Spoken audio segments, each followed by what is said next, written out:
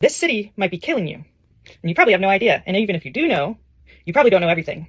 Please watch this video.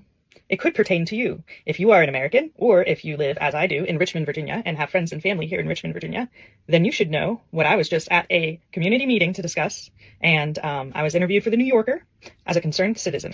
These right here are all locations that you need to stay away from.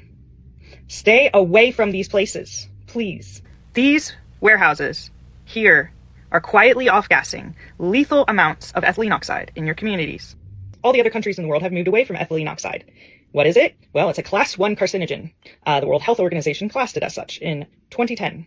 In 2016, it was determined to be 60 times worse than previously thought. Richmond, Virginia is one of 3 cities that has a cluster of facilities utilizing ethylene oxide. Until a few months ago, I had no idea. And I happened to just be scrolling on the internet and I saw that there was a lawsuit. Many of you may have seen these case action or class action lawsuits about these facilities because they cause cancer. They cause all kinds of cancer because ethylene oxide is a mutagenic. All right. So they use it even though they don't have to, because there are safer alternatives out there than ethylene oxide. And the rest of the world uses them.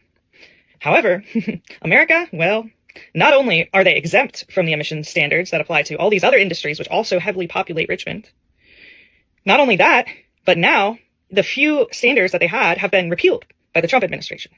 And that's what these lovely attorneys were talking about the other night when I was at this community meeting. And there were senators and delegates there. There were attorneys from all over the country there, because this is a hotspot of cancer because of these facilities. Now it's not just sterilization services. Yes, that is a huge problem right over there by the airport. In fact, when my daughter stays at her father's house, she is not very far from there. And that has a proven, EPA proven risk, cancer hotspot risk within like the 3-mile radius. Yeah, because we have 2 sterilization facilities, one being Sterilization Services of Henrico, and the other one being owned by the same people who own St. Mary's, that is the Central Virginia Health Network. They have their own sterilization facility, and you probably don't know it's there. It's like a hop, skip, and a jump away from where I live, and even closer to where my elderly parents live. Yeah, the EPA acceptable risk for cancer is 100 people in 1 million people. And around these facilities, it is estimated at least to be 6,000 people in 1 million people. So you may have noticed that on this map, there's a lot more than those 2 sterilization facilities. Y'all want to know what those are? So those sterilization facilities, they gas instrumentation with like medical stuff with ethylene oxide. And the industry standard is something called overkill. Overkill is when you oversaturate the product in ethylene oxide, which is already unnecessary and lethal. But then you're going to soak everything in it more than you need to. And then you know what happens? Those products, they have to be warehoused to off-gas, to let all that ethylene oxide off of them before they're safe to be around. And those warehouses are not publicly known about. I mean, I know about them just because of the investigative journalists at Grist who have found warehouses all over the nation. I was about ready to follow trucks to figure out where they are, except I'm scared of cancer hotspots. And these trucks are mobile cancer hotspots. These truck drivers are often the first victims of cancer because they have to take all of these ethylene oxide soaked products that are off-gassing at a ridiculous rate.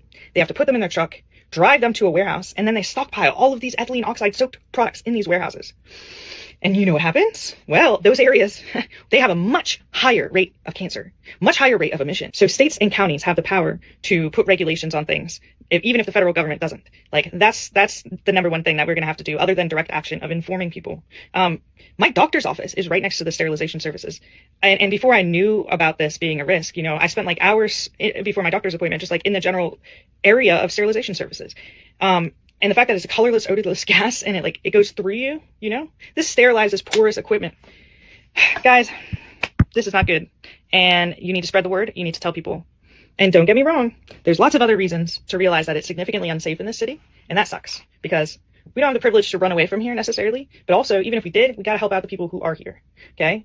And right now we've got ultrafine particles that come out of the airport, downwind off the airport, that are like lethal.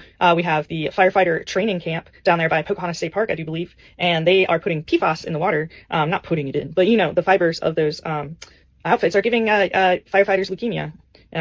They're suing about it, you know. This is a significantly dangerous place to live. And had I known that, I wouldn't have raised my kid here, and that sucks. And if you live near these warehouses, you need to protest. We can crowdfund emissions monitors.